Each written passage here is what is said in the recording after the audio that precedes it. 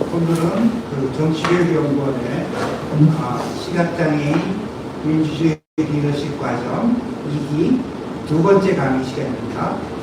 오늘의 강사님은 차두현 박사님이고요. 강의 제목은 남북 분단과 한국의 민주주의입니다. 2주 전에 여러분들이 들으셨던 내용이 또 많이 나올 거예요. 그러니까 잘 들어주시고, 강사님을 잠시 소개드리자면 차두현 박사님은 정치학자이고 연세대학교에서 학사, 석사, 박사를 다 하신 분이에요. 이제 간단한 경력을 말씀드리면 이명박 정권 때 청와대에서 위기관리 상황팀 팀장을 하셨어요. 그러니까 그때부터 이제 현장에서 뛰시던 분이고, 그 다음에 코리안 파운데이션이라고 한국 국제교류재단, 해외에 이제 한국을 이렇게 알리는 재단이에요. 거기서 국제교류이사도 하셨고, 그 다음에 경기도에서 외교정책장관 이런 것도 하셨고, 지금은 그 아산정책연구원, 아까 우리끼리도 이야기를 했지만 정몽준 씨가 설립한 단체입니다. 그런데 이제 좋은 연구도 많이 나오는 그런 연구원인데 거기서 부원장님이시고요. 윤석열 정권 때 외교부를 포함해서 여러 가지 위원회 자문위원회 하셨어요. 서너 가지 자문위원회 하셨고, 그 다음에 이제 북한 문제 전문가라고 전국적으로 소문이 나버려서 북한에서 무슨 일만 터지면 언론의 인터뷰 대상 1호가 돼서 여기 비장애인들이 몇 분 계시죠? 그리고 중계 보시는 분도 계신데 굉장히 얼굴이 낯익으실 거예요.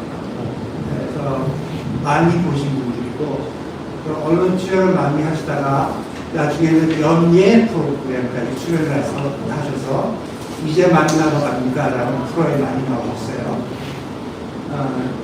그리고 좀 전에 말씀드렸지만 윤석열 정부 때 위원회 활동을 많이 하셨면서 동시에 마음고생을 너무 많이 하셨고, 공무회도 많이 주시고 조금 편찮으시기도 하고, 그래서 본인이 나는 대중 앞에 안 나선다 하고 칩거 선언을 한 지 1년이 넘고 대중 활동을 안 했어요.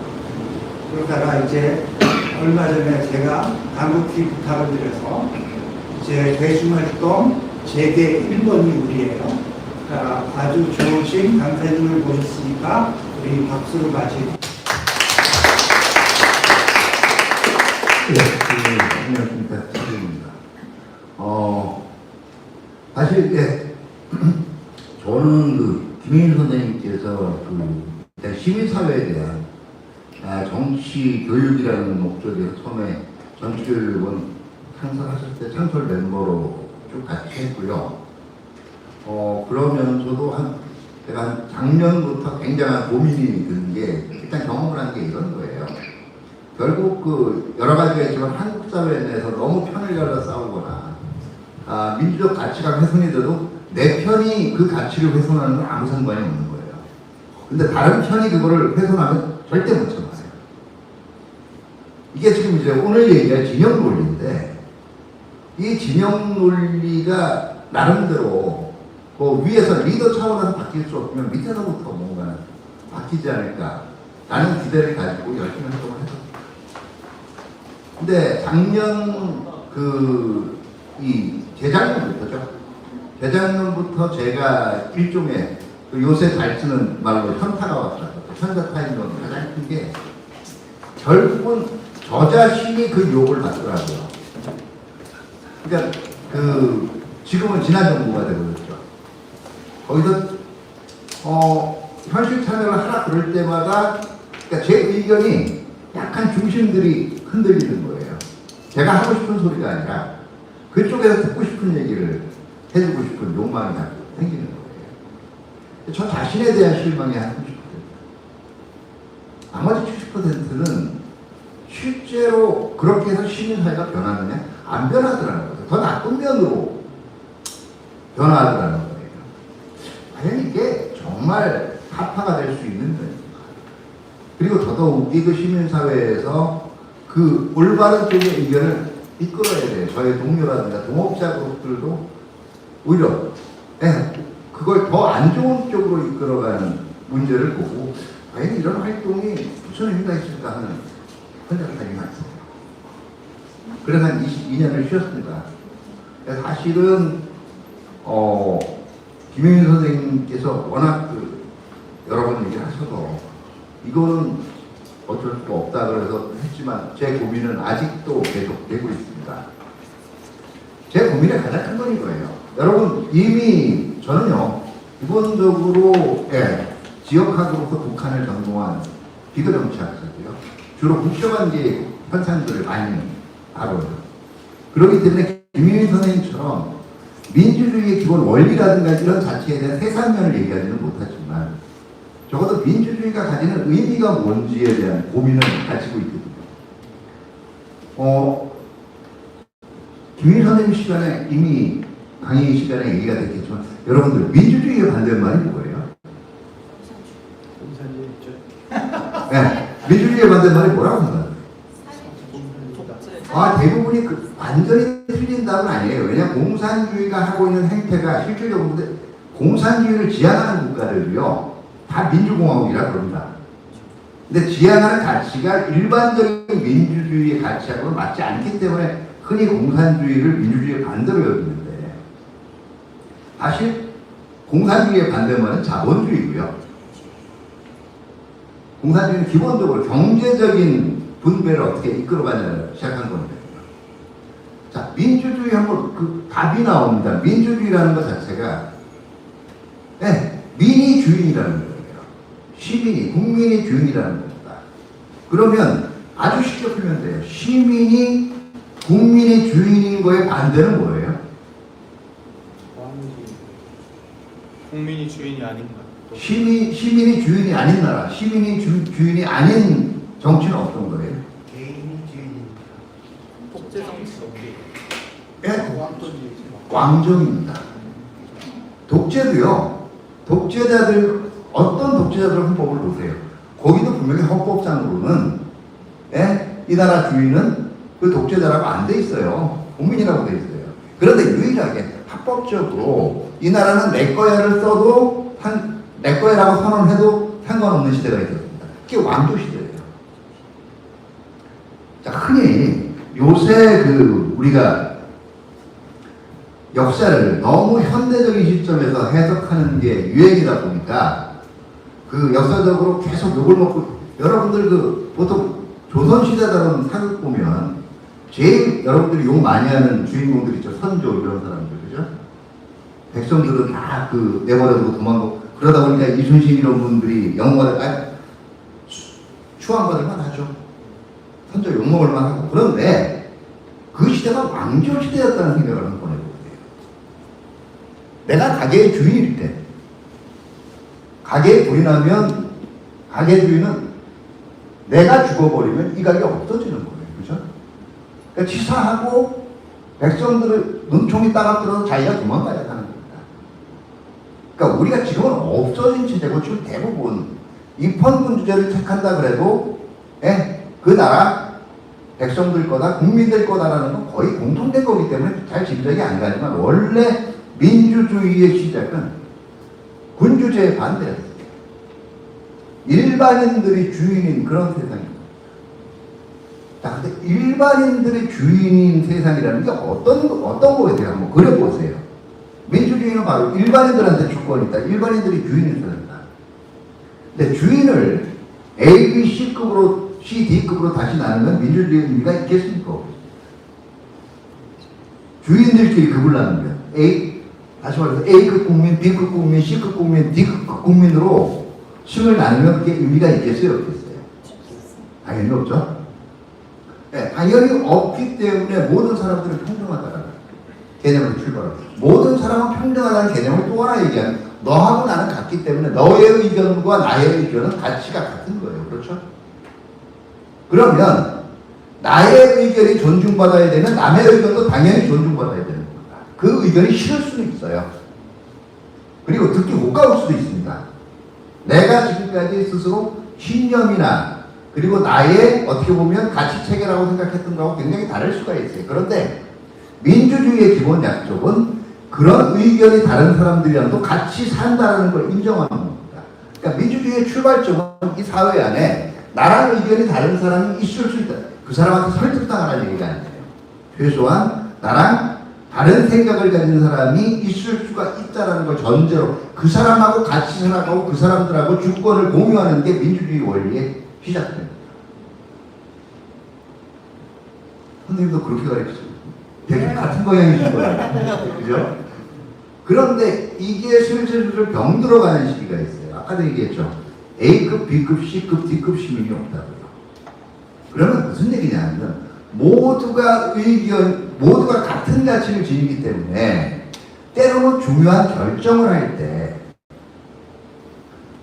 결정이 갈리는 거를 어떤 결정을 내리기 위해서 어쩔 수 없이 서로 다른 의견 중에서 어느 의견이 제일 많으냐를 가리기 위해서 다수결이라는 걸 합니다. 근데 숫자로 이겼기 때문에 이제 소수자 얘기는 들을 필요가 없다라고 얘기하면 그 자체도 형식적으로는 맞지만 기본적으로 민주주의 가치는 유명해야 되는 거예요. 그리고요, 그거 한번 운명은 누구한테나 바뀝니다. 어느 국면에서는 다수자였던 사람이 똑같이 소수자를 걸 돌려받아요. 그렇기 때문에 성숙한 민주주의일수록 소수자를 존중을 합니다. 근데 이 소수자 존중이 안 돼. 왜 소수자 존중이 안 되냐면요. 내 의견이 훨씬 더 소중하다라고 생각하는 집단이 생겨나요. 이 집단이 내 의견은 남보다 더 고결하고 소중하기 때문에 어떤 일이 있어도 이거는 관철을 해야 된다라는 생각을 합니다. 관철을 해야 되고요. 그런 비슷한 신념을 지닌 사람들끼리 똘똘 뭉쳐가지고 하나의 그룹을 만듭니다. 그룹을 만들고 자기에 대한 자기 확신을 강화하기 위해서 자기 의견하고 다른 뉴스는 안 봐요. 오직 자기 의견을 강화할 수 있는 뉴스만 봅니다. 그러다 보니까 요새 어떤 현상이 나타나요? 요새요, 공중파 별로 안 봐요. 여러분. 주로 종편, 그것도 흔히 얘기하는 알려져 있잖아요. 주로 보수적인 좋아하는 분들은 땡땡 무슨 선. 네? 그 다음에 채널 A, B, C, D, E, F, G. 그 다음에 진보적인 거 좋아하시는 분들은 J 땡땡땡. 그죠? 이런 거 봅니다. 그 다음에 인터넷으로 오마이TV 이런 거 봐요.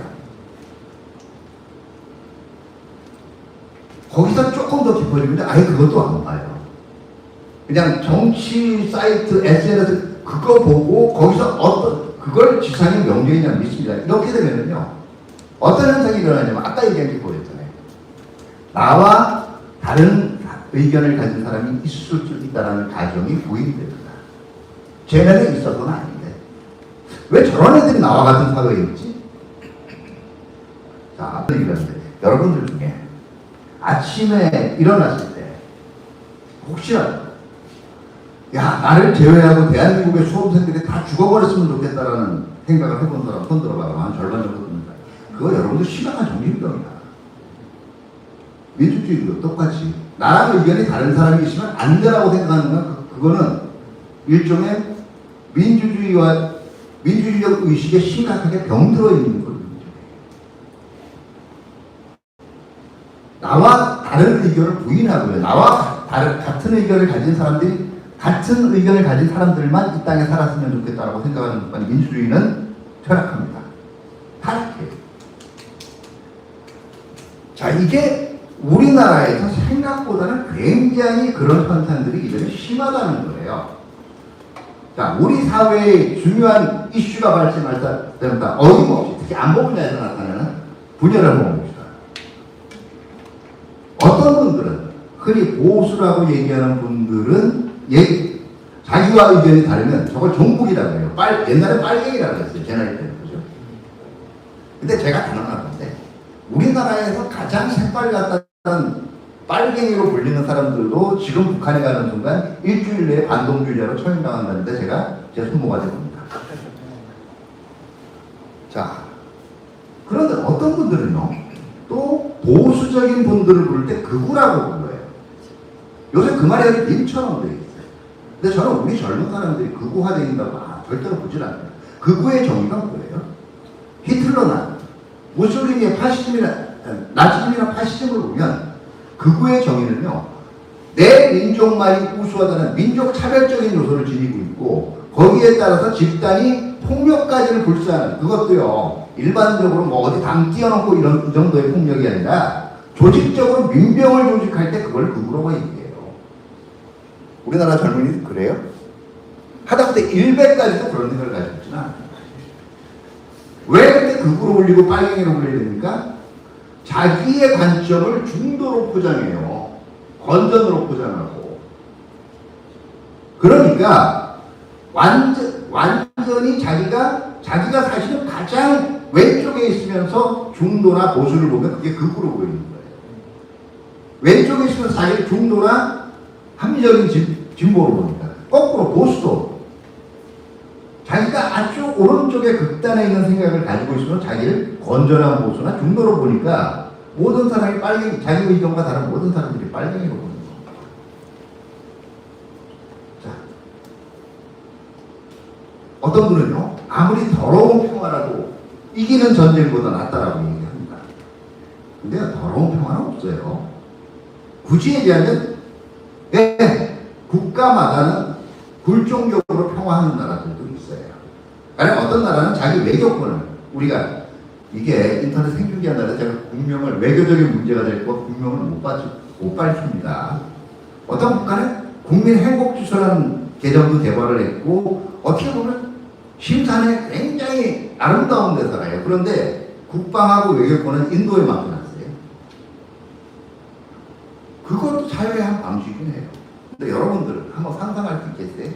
우리가 강대국한테 아니면 바로 앞에 살고 있는 국경 넘어, 이제 너 핵을 가졌으니까 내가 너를 슈퍼 갑으로 봐줄게. 앞으로 네가 하는 말은 다 들게. 그렇게 해서 안 두들겨 놓고 전쟁 안 하고 사는 거를 여러분들 감내할 수 있어요? 없을 겁니다. 근데 그게 일반론인 것처럼 얘기해요. 자, 가짜 평화에, 그럼 굴종 안 하면 어떡할까요? 그럼 전쟁가 된 얘기예요? 반대 의견도 극단에서 극단으로 갑니다. 이런 현상이 왜 나타났을까요? 그냥 합리적인 생각을 안 하는 게 아니에요. 내가 싫어하는 놈이 싫어할 만한 의제를 앞에 내걸어야 내가 생존한다고 보는 겁니다. 그러다 보니까 멀쩡한 분들도 의견이 바뀝니다. 제가 이것도 정말 그분 아는 분들이 또 갑자기 이 댓글 테러를 할까봐 실명을 밝히지는 않습니다. 똑같은 말씀을 2015년에 박근혜 정부, 여러분들 국정 역사 교과서 기억하세요? 네, 그때 국가가 역사를 해석하겠다고 교과서를 만들겠다고 했어요. 그때 명분은 뭐예요? 한국 사회에 물들어 있는 좌파 사관을 불식을 하고 올바른 역사관을 영입하겠다. 그때 한 분이 분명히 나타났어요. 그분은 비록 진보적인 분이지만 제가 굉장히 존경하는 분이었어요. 왜? 저는 그분만큼 열심히 탐구할 자신도 없고 그렇게 투쟁할 자신도 없었으니까. 그분이 이런 얘기를 했어요. 북한은 망했습니다. 왜 북한이 망한 줄 아세요? 다양성을 발전하다 보니까 무균실에 있던 애를 무균실에 키운 것처럼 자기 주체 사상만 얘기하다 보니까 다양성이 말살이 돼서 망했어요. 왜? 북한처럼 한국을 만들려고 하세요. 똑같은 분이요. 2018년에 남북 협상, 남북 정상회담이 열 때 이런 얘기를 합니다. 북한은 김정은의 지도하에서 나름대로의 굉장히 나름대로의 굉장히 지금 잘 운영되는 나라다. 이런 취지. 자, 같은 사람이 한 말이에요. 다양성이 말살돼서 망했다라는 북한이 갑자기 3년 만에 걸출한 지도자를 만나서 그때도 김정은 지도자였는데 걸출한 지도자를 만나서 아무 이상 없이 굴러가는 체제가 됩니다. 왜 그랬을까요, 이분이?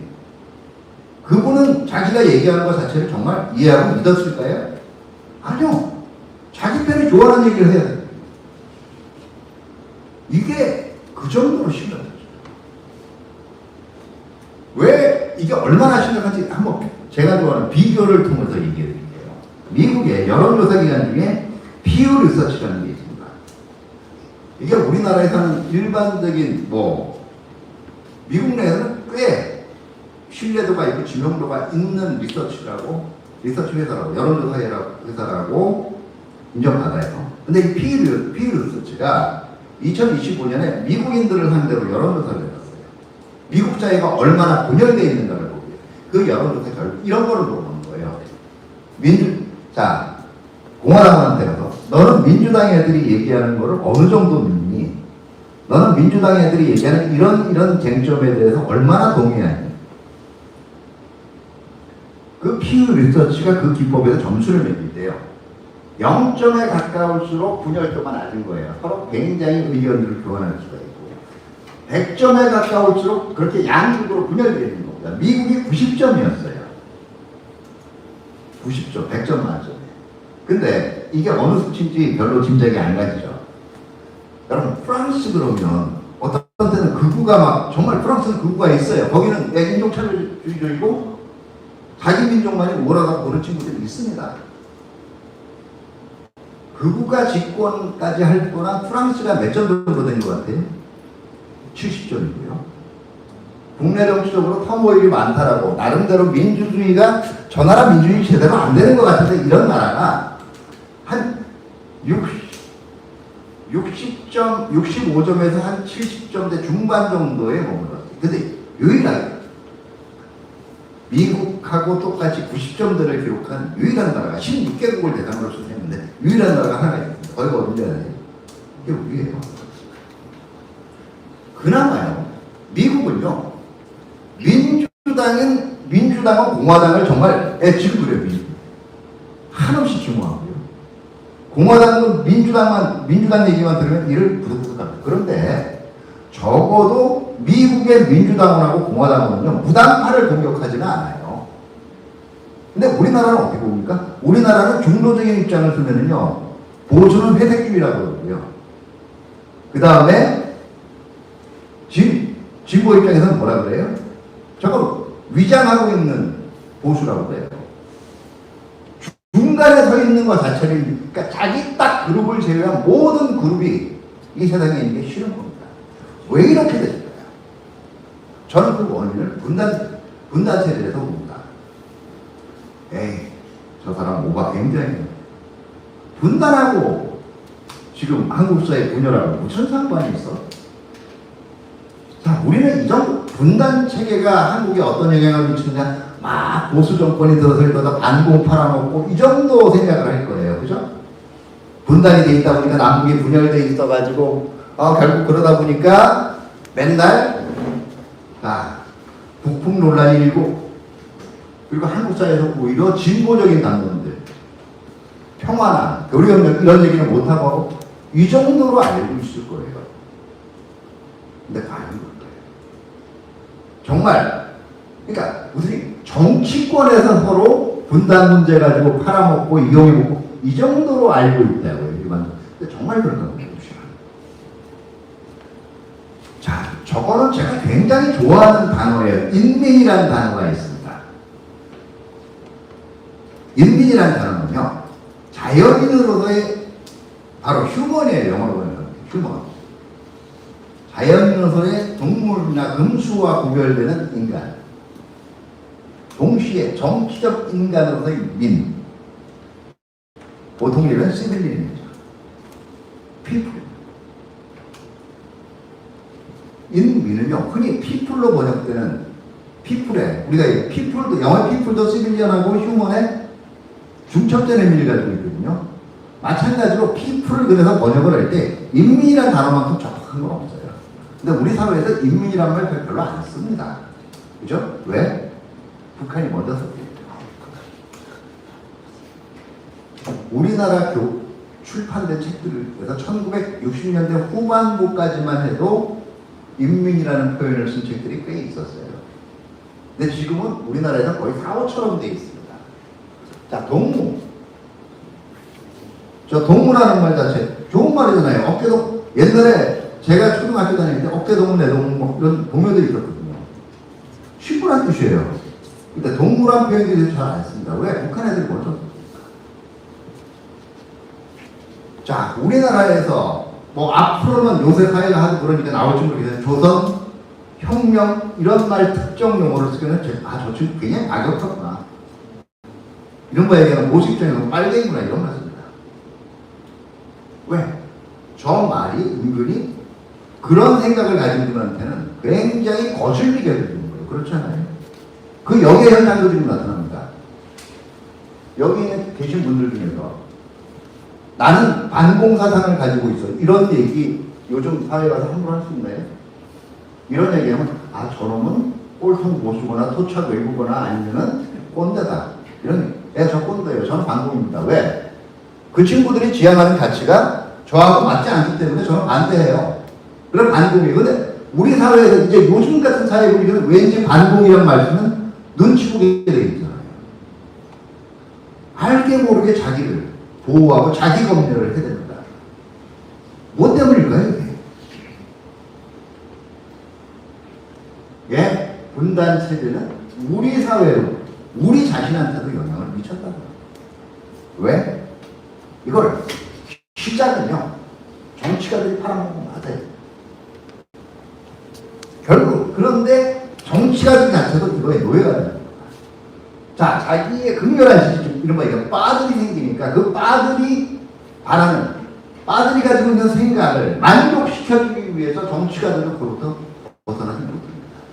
그러니까 실질적으로 자기가 안 믿는다라고 하더라도 그 빠들이 좋아할 수 있는 말 중에 좋아할 수 있는 정책에 좋아할 수밖에 없는 행태에 집중을 하게 되는 기현상이 나옵니다. 이게요 해방 직후부터 시작됩니다. 자, 저는 우리나라가요 3번의 분단을 겪었다라고 일반적으로 얘기합니다. 1945년에 해방이 되면서 38도선이 이루어졌을 때 물리적 분단. 그리고 1945년 8월 15일 날 대한민국 정부 1945년 9월 9일 날 조선민주주의인민공화국 정부가 되는 법적 분단이 이루어졌어요. 이게 1단계 분단, 2단계 분단. 그런데 1단계 분단, 2단계 분단 단계에서부터 이미 이런 분단을 이용해 먹는 사람들이 생겨났고 실질적으로 이 분단을 이용해 먹는 사람들이 남북한 모두 집권을 했어요. 원래요 우리나라는 어떤 의미에서 굉장한 다양성의 나라였습니다. 왜? 해방 이후에 우리나라 정치부들을 보면 어떻게 그렇게 남북한이 똑같은지 모르겠어요. 적어도 5개 이상의 터벌들이 있었어요. 북한에서 제일 그 당시에 해방 직후에 존재했던 게 이른바 얘기하는 지금 지도자 김정은의 할아버지인 김일성을 중심으로 한 갑산파, 그러니까 김일성파예요. 두 번째가 친중국파, 이걸 연합파라고 합니다. 세 번째가 소련으로부터 좀 공부를 하고 들어온 인텔리겐처들, 소련파. 그 다음에 네 번째가 거기는 뭐 해방 직후라고 한반도 이국이라고 다 빨겠던 건 아니에요. 고당 종아식 전쟁을 중심으로 한 민족주의세요. 5번째가 국내파 공산당. 자, 제가 얘기했어요. 4명은 다 공산주의 세력이에요. 1. 김일성, 그 다음에 2. 국내파 공산당, 3. 친중국파, 그 다음에 친소련파. 5번째 민족주의 세력. 이 중에서 김일성이 누구를 제일 먼저 제거했을 것 같아요?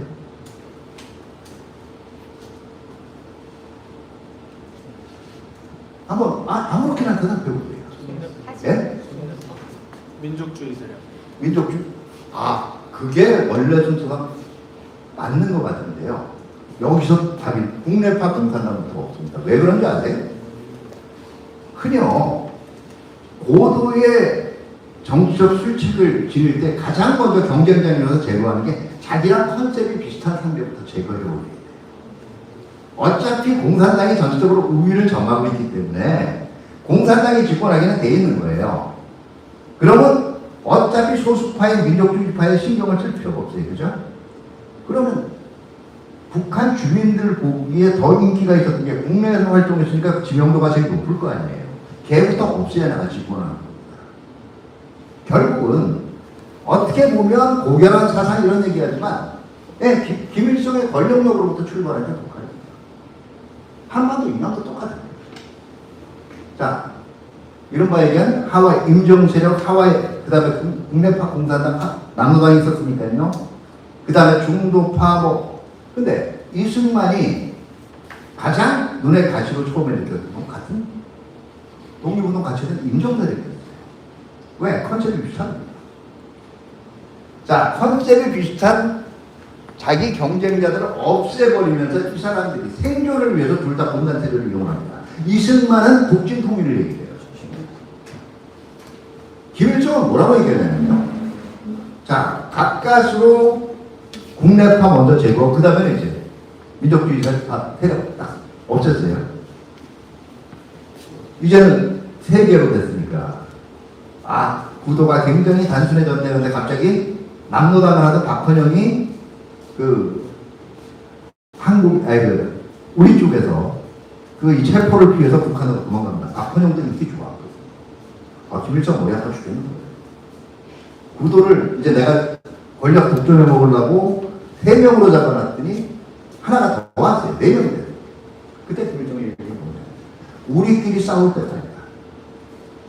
왜? 조선반도에는 아직 미완의 혁명이 있다. 혁명이 안 끝났다는 거예요. 한반도 이북에서는 이제 사회주의 정권이 들어섰지만, 공산주의를 지향하는 정권이 들어섰지만, 한반도 이남은 여전히 제국주의자들과 매판자본자들의 결탁하는 비애국 세력들이 있으면 안 돼요. 그러니까 우리가 분열할 때가 아니라 바로 그 논리를 가지고 한국전쟁으로 간 거예요. 이승만 왜 반공을 외쳤을까요? 역시 그게 자기 권력을 위해서 가장 유리하니까 그랬습니다. 이 사람들이요,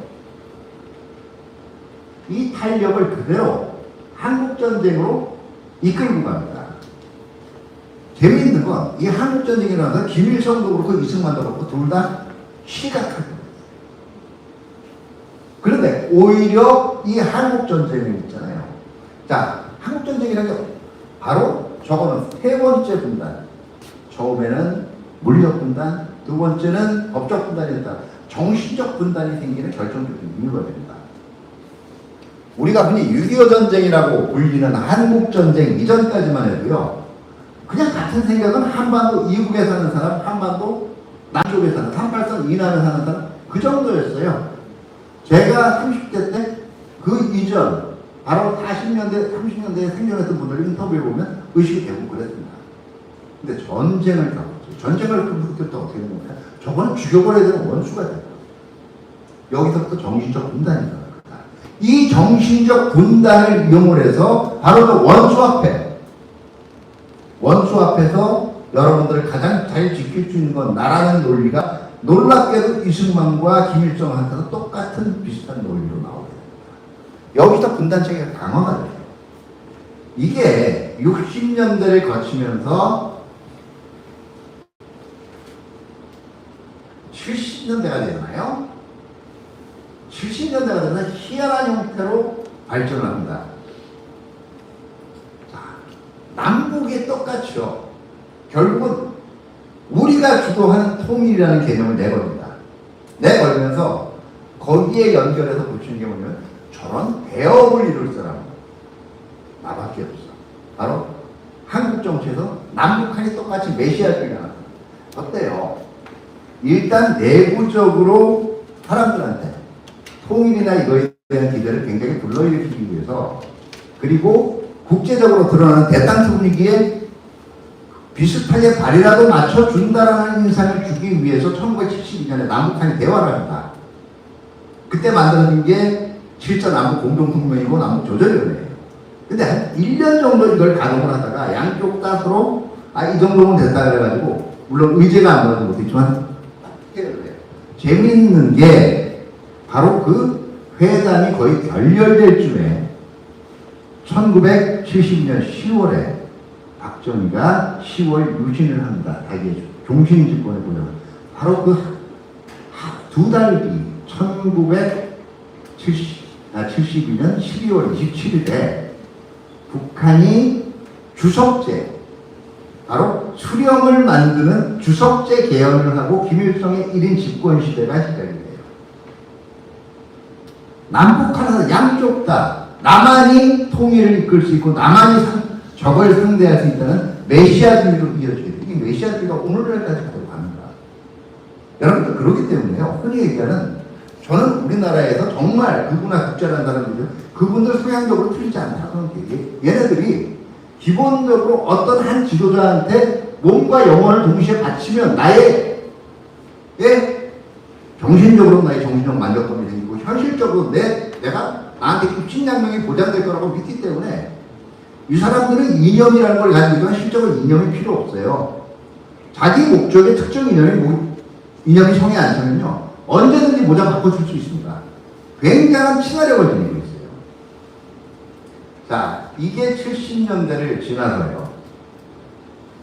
80년대가 되면 이제는 한국에서 2차로 여러분들 얘기하는 바로 여러분들 뭐 영화로 나왔다는 얘기는 들으셨고 어쨌든 방송으로는 한번 이 음성을 청취한 것 중에 서울의 봄이라는 거 있다는 거 알고 계시죠? 그 서울의 봄 일어나는 시기에 제가 고등학교 3학년이었어요. 예. 그 서울에서 바로 그 서울의 봄에 있는 어마무시한 사람이 전두광이라는 분의 현실 버전이 집권을 한 시기. 한국은 군부 독재를 겪었지만 결국 이 사람의 독재라는 게 한 6, 7년을 가고 6, 7년 이상을 지속되지 못하고 그때부터 민주화의 문턱을 넘어섰고요. 오히려 북한은 이걸 김일성이 아들인 김정일에게 계승하면서 메시아주의가 더더욱 확대되고 심화됩니다. 자, 1990년대가 되면요. 한국 사회에서 민주화 자체가 이제는 성숙을 하게 돼요.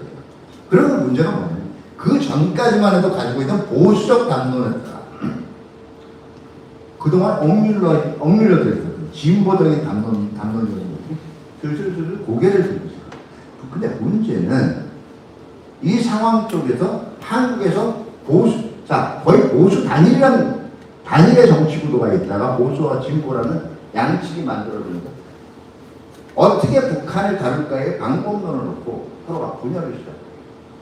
그러니까 민주화가 어떻게 보면 한국 사회 내에서 제대로 촉진되면서도 한국 사회에 남남 갈등이 동시에 일어나기 시작합니다. 한쪽에서는 그동안 20, 30년 동안을 30년 이상을 탄압을 받았기 때문에 이제는 내 목소리가 더 커야 된다고 주장을 하는 거고요. 다른 한쪽에서는 그럼 독재는 너네만 만드냐? 실제로 그래요.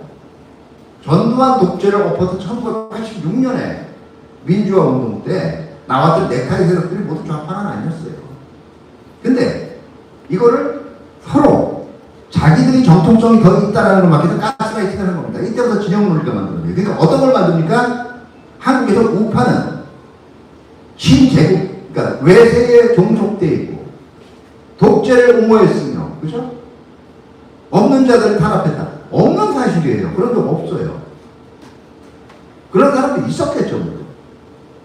거꾸로 그 역풍으로 나온 게 어떤 겁니까? 한국 사회의 간첩들이 있다. 한국 사회는 이 사회를 전복시키려고. 그래서 제가 지난 정부 때 그 말 좀 제발 그렇게 쓰면 이런 거 이제 반국가 세력이라는 희한한 단어가 나오거든요. 자, 그 한국 사회 내에서 또 한 번의 분단이 일어났다면 북한은 지속되는 정권하고 체제의 불안으로 폐쇄성이 지속이 돼요. 이렇게 되면 무슨 얘기냐면 1980년대, 90년대가 됐을 때 국제적으로는 우리한테 분단 체제를 만들었던 흔히 얘기하는 자본주의 진영과 공산주의 진영 간의 냉전 체제가 종식이 됩니다. 남북을 분단시켰던 외부 요인이 없어진 거예요. 근데 우리의 분단 체제는 더더욱 오히려 굳건해집니다. 그게 오늘날까지 그대로 남아있어요. 왜 분단 체제가 문제일까요? 이제 답을 찾아봅시다. 한국전쟁이 6.25 전쟁을 기점으로 해서 한국 사회 내에 어떤 게 생겼다 그랬어요? 자, 국경 너머의 저 원수를 반드시 극복하고 없애야 된다는 건 북한도 마찬가지예요. 관념이 생겼다 그랬어요. 그건 무슨 얘기냐면 한국 사회 내에요. 진보하고 보수를 나누는 유일한 단일한 기준이 거의 압도적으로 북한에 대한 태도로 나뉘기 시작을 했다. 저는요, 김유민 선생님께서 저는 건전보수라 그러는데 저 엄밀하게 얘기하면요. 자, 제가 한번 제 얘기를 해볼게요. 정치학 수업 시간에 학생들한테 들어가서 여러분들 자기가 진보라고 생각하는 사람 손 들어보면 쫙 듭니다. 요새는 또 진보 쪽에 인기가 많아서 꽤 많이 들어요. 근데 여러분들 중에서 적당하게 국가의 방위를 위해서 국방비를 더 높여야 된다고 그러면 그렇게 생각하는 사람 내려. 그 다음에 두 번째, 여러분들 중에서 동성결혼을 찬성하지 않는 사람 내려. 그걸 진보에 전형적인 진보에 대한 그거 찬성 안 하면서 진보라고 얘기하기 힘들거든요. 그러면요, 나중에 손 다 내려요. 자기가 진보라고 들었던 거. 보수한테 똑같은 거 물어보죠? 결국 다 내립니다. 왜 이런 현상이 일어날까요? 우리나라에서는 보수하고 진보를 아는 가장 압도적인 기준이 북한이에요. 그렇기 때문에 제가 보수도 얘기해요. 제가 개인적으로 얘기해 볼까요? 저는요, 동성결혼을 찬성합니다. 그리고 부의 형평, 이 얘기 우리 와이프가 들으면, 그래서 우리 와이프는 좀 빨리 얘기해요. 네. 저는 동성결혼 찬성합니다. 두 번째, 부의 형평성 있는 분배도 어느 정도 동의해요. 그리고 군사력의 사용은 어디까지나 평화적 목적을 위해서 이용돼야 된다? 네, 저도 예스하는 편이에요. 이렇게 저렇게 해가지고 하다 보니까 옛날에 어느 신문에서 한국 사회의 이념좌표, 당신의 이념은 제가 지금은 없어진 민주노동당보다도 더 왼쪽이더라고요. 그 사람들은 저를 볼 수가 없습니다. 왜? 북한을 다루는 태도에 있어서 단호하다는 이유 딱 하나 때문에. 그 다음에 북한을 어떻게 다뤄야 될까 중심으로 보다 보니까 북한의 대척점에 서 있는 미국을 어떻게 보는가, 일본을 어떻게 보는가, 중국을 어떻게, 요게 이제 파생으로 약간 다리를 붙을 뿐이지, 나머지는 다 한국 사회에서 진보 보수를 구성하는 그 기준이 북한을 어떻게 분단으로부터 시작된 거예요. 그런데 이 북한을 어떻게 볼 것인가를 가지고 진영을 나눈다 보니까 어떻게 됩니까? 전쟁을 통하니까 너하고 나만 있는 거예요. 중간이 없어요. 그리고 바로 눈앞에 있는 없애버려야 될 적을 대상으로 어떻게 상대에 대한 의견이 틀린 거기 때문에 너는 저놈 편이야 우리 편이야 이렇게 되는 겁니다. 민주 진보가 아니라 친북이야 아니면 반북이야 이렇게 나뉘어지는 거예요. 그럼 어떻게 돼요? 자, 북한 애들 없애버려야죠. 극복해야죠. 그러다 보니까 당연히 그럼 북한 편을 드는 애도 없애버려야 돼요. 그럼 거꾸로 자기가 스스로 북한한테 더 시퍼시가 간다라고 생각하는 사람은 어떤 거예요? 그러면 저 얘기하는 애들은 전쟁을 전쟁 광이고 그러니까 없애버려야 돼. 이 논리들이 나옵니다. 더더구나 이게 아까 1970년대 이후에 발행됐던 메시아주의, 구원자주의하고 결합이 되니까 메시아가 한번 딱 던진 거면요 그 사람을 위해서 모든 걸 갖다 놓쳐요. 그러니까 이상한 현상이 일어납니다. 자, 아까 제가 처음에 보여준 그림입니다. 촛불 부대하고 흔히 얘기하는 태극기 부대가 있어요. 근데 태극기 부대에 나오는 분들이 흔히 얘기하는 그렇게 자본주의라든가 자유경쟁사회를, 자유방임사회를 옹호할 만큼 사회적으로 계층의 치위가 높으신 분들이 아니에요. 그러니까 이분들은 오히려 부의 형평 분배라든가 이런 면에 훨씬 더 그런 정책을 표방하는 쪽에 표를 줘야 되는데 이분들이 주로 보수예요. 한 중요한 축을 이룹니다. 마찬가지로 흔히 얘기하는 진보라고 얘기하는 분들 흔히 얘기하는 강남 좌파예요. 이분들은 국가가 책임을 올려서 뭘 해결해, 국가가 모든 거에 대한 복지를 해요. 근데 자기 세금에서 이거 뜯어가면 되게 아까워요. 자, 이런 현상이 왜 나타날까요? 스스로 북한을 어떻게 보느냐, 북한을 어떻게 대해야 되느냐를 가지고 진보 보수를 나누다 보니까 생기는 문제예요. 진영 자체는 문제가 될 게 없어요. 진영이라는 게 뭐예요?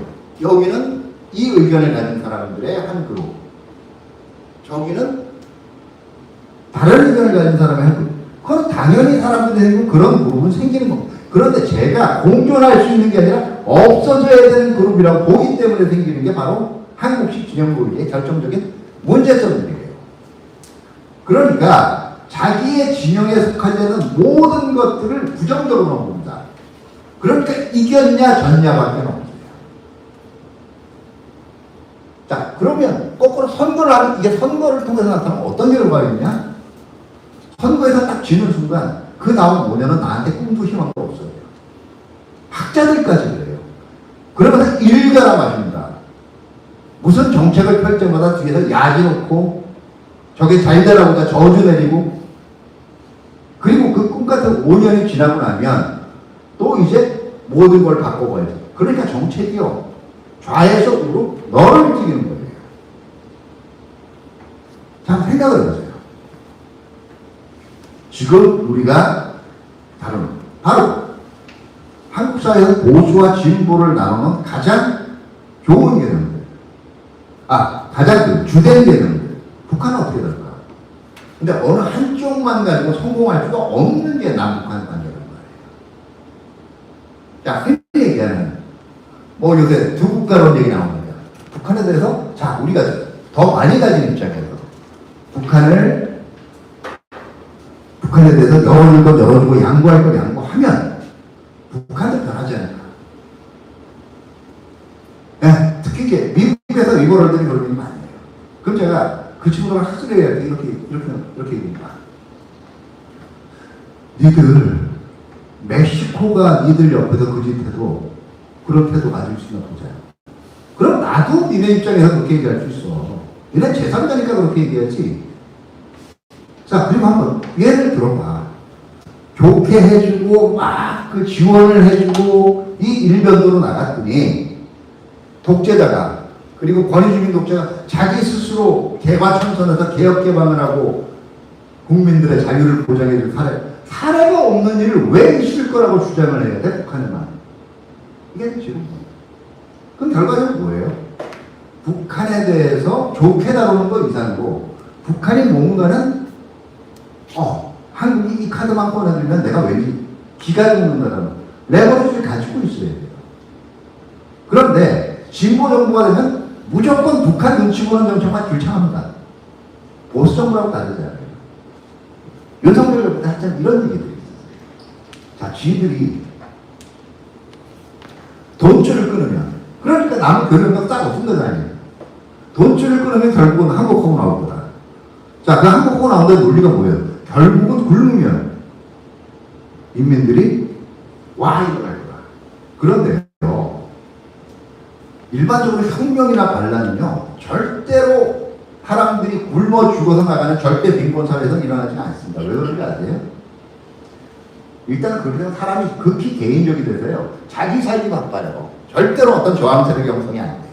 일반적으로 권위주의 체제가 무너질 때는 사람들이 다 기대감이 상승돼요. 그 기대감을 상승을 시켜놔야 그 다음에 이 사람들이, 자, 한번 생각해보세요. 북한 애들이 못 먹고 못 사니까 독재자의 저항에서 창의될 거다? 그 총과 시칼레로 들고 독재자의 반항에서 나서려면 그럼 결과가 뭐예요? 죽음이에요. 세상에 죽음을 상쇄할 만한 강렬한 동기랄 게 있나요? 나한테 어떤 게 굉장히 큰 떡이 올 거다라고 보다가 뺏는 순간은 그 분노가 생길지 모르겠어요. 근데 그게 없이 무조건 너 굶어 죽어봐. 하루하루 먹기 허덕허덕 해야 하는 그런 인간한테 반란하고 혁명하라고 하면 안 합니다. 두 정책이 충분히 섞이면 시너지 효과가 있는데도 불구하고 안 해요. 제가 아까 현타가 왔다고 얘기하는 것도 합니다. 한국 학계도 그래요. 왜 그런지 아세요? 한국 학계는 이념에 대한 게 아니에요. 결과적으로 그 주장하는 상대방이 싫어서 그러는 거예요. 아직 왜를 따져보면. 북한이 싫은 것보다 엄밀하게 얘기하면 한국 사회에서는 자기의 반대되는 의견을 하는 개가 성공하는 게 더 싫고, 그런 제가 방송에 나오는 것도 싫은 겁니다. 깨닫고 얘기하면 정말 그래요. 이게 심각한 한계라는 거예요. 자, 그럼 이거를 정치 지도자들은 이용만 해먹느냐? 그렇지 않아요. 흔히 얘기하는 정치 지도자들한테도 마스터 슬레이브 신드롬이라는 거예요. 저 마스터 슬레이브 신드롬이라는 게 뭐냐면요, 무인도에 귀족과 노예가 동시에 표류를 했대요. 그래서 귀족하고 노예가 처음에는 노예를 열심히 부려먹습니다. 근데 오늘 갑자기 노예가 너무 불임을 당하다 보니까 결국은 영양실조하고 피로에 지쳐가지고 쓰러졌어요. 주인이요 그 노예를 죽도록 내버려 둘까요? 안 둘까요? 왜요? 왜 못 내버려 두죠? 예? 그럼 자기 혼자 남고. 예. 자기도 답답하니까 절반은 맞아요. 가장 큰 이유는요. 노예가 죽는 순간 자기는 더 이상 주인이 아니에요. 그렇죠?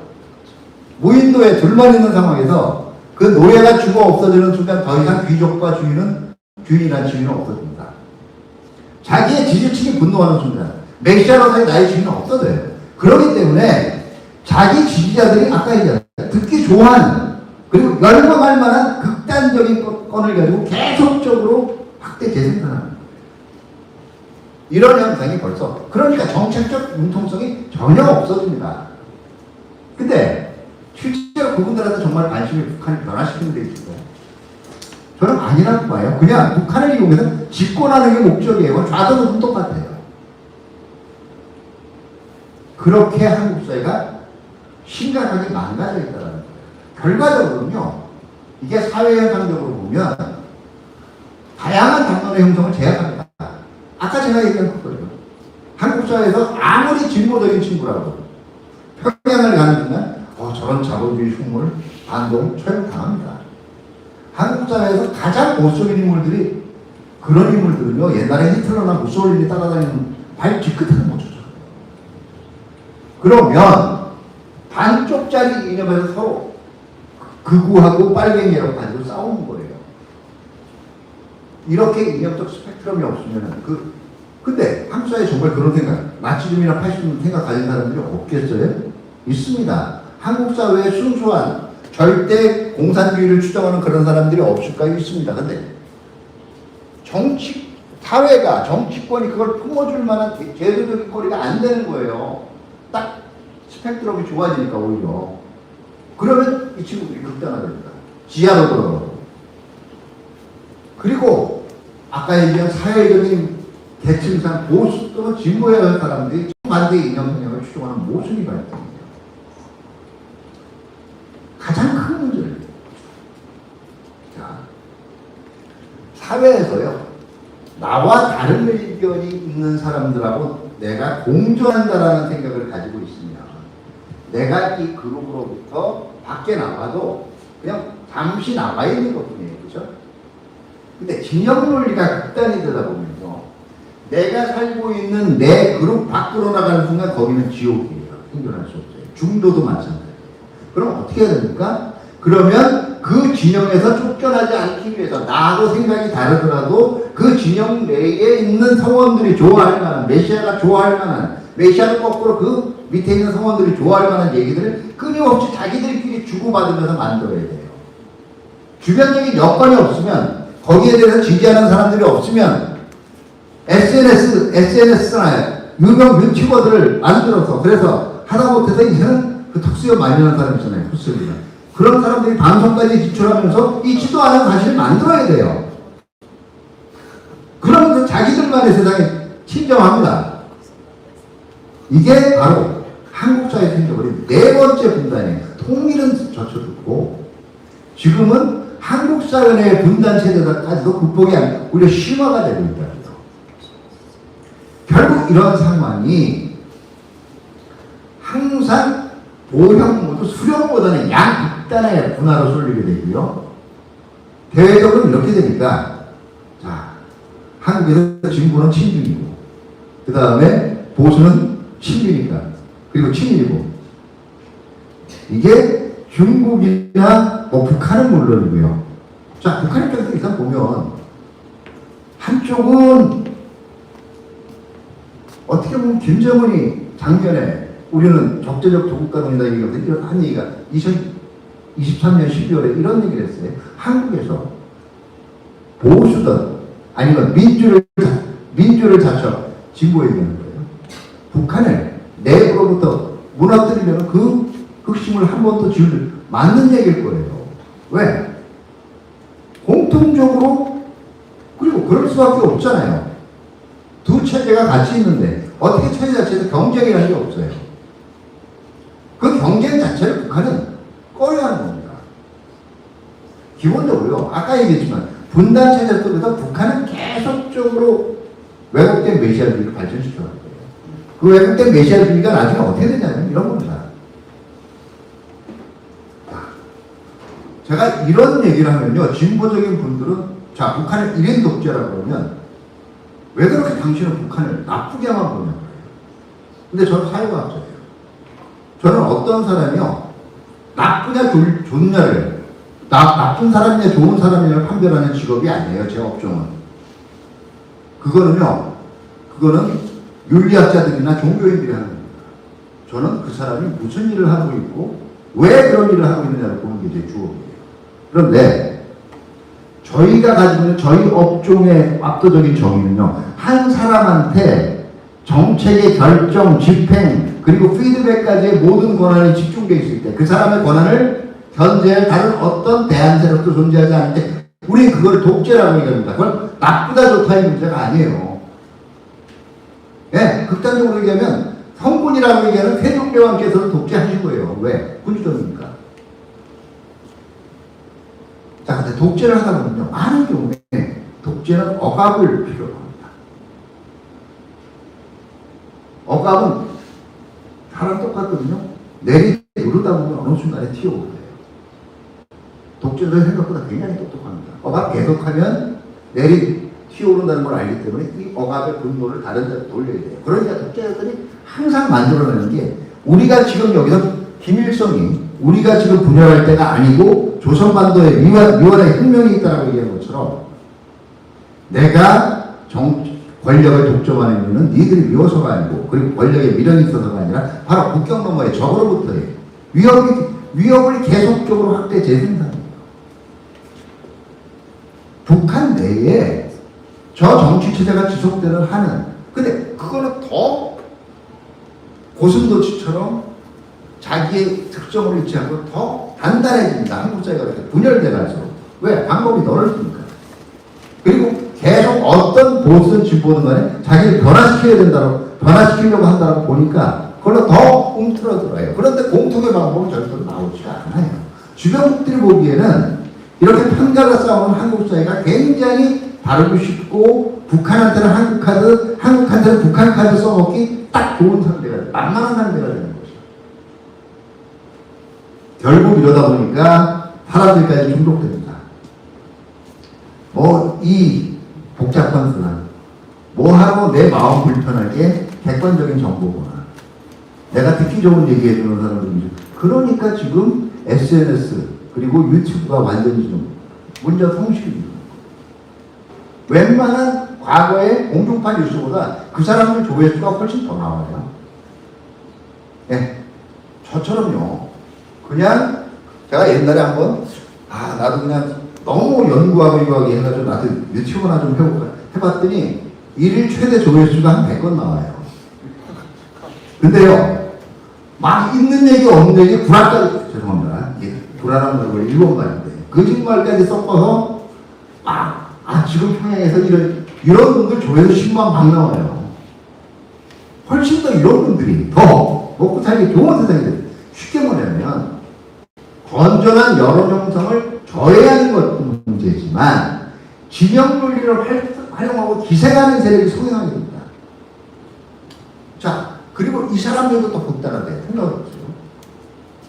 이 사람들 입장에서는요, 가령 좌파에 있던 어떤 유튜버가 우파에 있는 사람들 있는 대로 극단적인 말로 공격을 해서, 저는 보기도 싫어해요. 이게 한 10만, 20만의 극렬한 애청자 그룹만 있으면 이 사람은 책을 써도 그렇고 돈 더 많이 벌어요.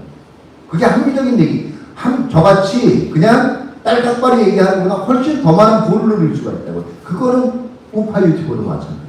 사회의 화합이나, 그리고 자제력, 그 다음에 건전한 민주주의, 이런 걸 외치는 것보다요. 자, 이 땅에 빨갱이가 살고 있는데 저 빨갱이들을 척결하기 위해서라도 우리가 지금 이스라엘 국기하고 미국기 성경이 같이 들고 어디 이 사람들이 훨씬 더 돈 많이 모이고 교회도 더 많은 교금이 들어가요. 그게 현실이에요. 이 사람들은 한국 사회의 진영 논리가 강화되죠. 사회가 극단화될수록 더 많은 돈을 벌기 때문에 그걸 유도할 수 있는 방안의 정보를 계속 유포하는 데 현안입니다. 결국 사회 전체를 진영 논리에 인지하는 거예요. 그러다 보니까 위에 있는 정부에 있는 고위직에 있는 분들은 무슨 짓을 하냐면 바로 이거래요. 보통 우리가 외교 안보 정책상에 어떤 문제를 할 때요, 민주주의의 가장 기본이라는 게 결국 웬만큼 급하고, 다시 말해서 이거는 오늘 내일 처리해야 돼. 그 다음에 이거 비일당 앞에 있는 경험이 없어. 이거는 대통령이 자기 참모들 몇 명하고 결정하는 게 맞아요. 그런데 시간적 여유가 있고, 북한은 어떻게 다룰 건가? 자, 북한은 어떻게 다룰까 지금 빨리 결정 안 하냐. 내일 모레 핵폭탄 날아오니까 그렇지도 않아요. 결정하는 거. 그런데 그렇게 급한 일이 없고 오히려 굉장히 총체적으로 합의가 필요한 일까지 자기들끼리 쏙쏙쏙 모여가지고 결정한다. 그러면서 줄창 독재한다 하다가 자기가 집권하는 순간 내 앞에 있었던 건 모두 무효. 다시 돌아가요. 그러니까 정책에 일관성이 없죠. 그러니까 제가 아까 얘기한 대로 김정은이가 못 믿을 만한 것도 한 거예요. 북한 쪽에서 5년 단위로 정책이 바뀌는데 친북으로 갔다가 어떤 때는 극단적인 반북으로 갔다가 어떻게 정책을 바꿀 수가 있겠어요. 이게 제 극단화되어 있는 한국 사회에 대한 제 하소연입니다. 과연 방법이 있을까도 고민을 해봤어요. 네? 결국은 서로 다른 담론에 대한 똘레란스입니다. 여러분들이 실현 의견을요 억지로 좋아하려고 하지 마세요. 그것도 민주주의 아니에요. 그리고 내가 상대방을 이해하기 위해서 그 사람한테 설득당하려고 하지도 마세요. 왜 그래야 돼요? 자기 신념이라는 게.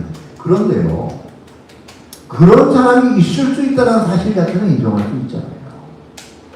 나랑 의견이 다른 사람이 있을 수 있다는 거 인정하잖아요. 그게 싫어지면 그때부터 민주주의 위험해지는 거예요. 그리고 나랑 다른 의견을 가진 사람이 있을 수가 있기 때문에 때로는 선거라는 제도와 절차를 거쳐서 나와 의견이 다른 정부가 들어줄 수 있는 겁니다. 그걸 인정하지 않으면 방법은 매번 정부가 바뀔 때마다 지금 정부에 있는 사람들에게는 내란이 일어나야 돼요. 그죠? 아니면 외부에서 어떤 외환이 있어요. 이건 너무 불행해요. 그냥 설득당하지 마세요. 자기 의견 그런데 바로 두 가지. 나와 다른 의견을 가진 사람들이 이 사회에 있을 수 있다. 그리고 그 사람들이 언젠가는 주류가 되는데도 선거에 따라 그것만 받아들이면 이미 상당 부분 그러면 상대를 미워할 이유가 없어요. 나도 언젠가는 집권할 거니까. 그렇죠? 그리고 더 많은 나와 의견을 같이 한 사람이 더 많아지도록 참고할 수 있습니다. 그래야 무조건 자기랑 정파가 다른 사람에 대한 저주와 미안함이 없어지는 거예요. 그러려면 여러분들 자체가 이제는 저 정보는 왜곡된 짓이야. 저거는 내가 듣기는 좋지만 저거는 무언가가 의심이 가는 그런 필터링 능력을 가져야 돼요. 그리고 학계부터 그런 필터링 능력에 앞장서야 됩니다. 이제는. 그렇지 않으면 이 사회는 이제 더 이상 갈 곳이 없어요.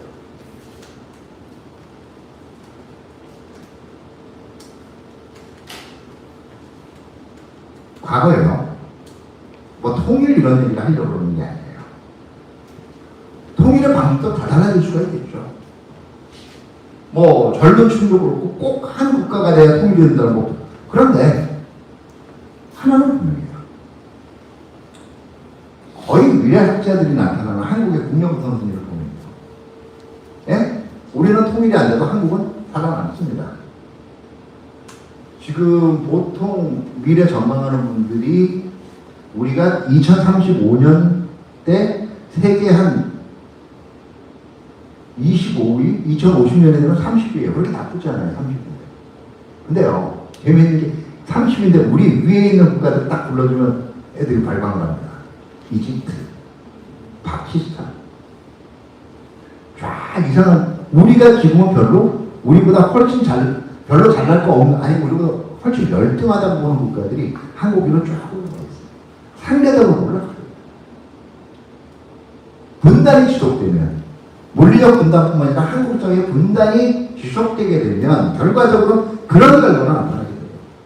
그걸 극복하기 위해서는 바꿔야 되는 게 북한 체제인데 그러기 위해서는 한국 사회 내의 의견 통일이 먼저 돼야 된다는 거죠. 바로 분단 체제의 기생에서 분단 체제의 양극단 주장을 먹고 살고 시장을 형성하는 이런 사람들을 선거를 통해서 자연히 정화할 수 있는 그런 체제가 필요하고요. 정신적 분단 체제를 먼저 극복을 한 다음에 물리적 분단을 해소하게 한 다음에 찾아나가야 된다는 게 제 이론이고, 그러려면 결국은 다른 의견들끼리 만나봐야 돼요. 어떻게 보면 북한을 다루는 과정, 한국 사회에서 자 눈이 한쪽 같은 그룹의 얘기들만 듣다 보니까 눈이 가재미는 민주화라는 거는요, 어떻게 보면 전체적인 정보를 알지 못하는, 그냥 코끼리를 한번 각 부위별로 만져보고 큰 코끼리를 그려보는 것 같아요. 코만 만져본 사람은요 절대로 제대로 된 코끼리의 모습을 그릴 수 없습니다. 엉덩이만 만져본 사람은 마찬가지예요. 근데 우리 사회는요, 시민사회도 그렇고 학계도 그렇고 줄창 코만 만져본 사람들은 코만 만져본 사람들끼리 만나요. 엉덩이를 만져본 사람들은 그 사람들끼리만 만납니다. 이제는요 그걸 극복을 해야 돼요. 나와 다른 의견과의 소통을 통해서 그걸 배워가야 됩니다. 그리고 그런 의견들 자체가 다수가 될 때 지금의 언제가 될지는 모르겠지만 지금의 절망적인 한국 사회 내의 정치적 분단도 어느 정도 치유가 될 수가 있고, 이제는 그거를 저같이 지식만 들어서 있고 오히려 분단 세대 앞에서 항상 유혹을 느끼는 그러한 수양이 덜 된 먹물보다 건전한 의식까지 일반 시민들이 더 그런 쪽으로 각성해졌으면 하는 것이 제 작은 소망입니다. 이걸로 강의는 마치고요. 네, 여러분들 혹시 질문 있으면 하겠습니다. 감사합니다.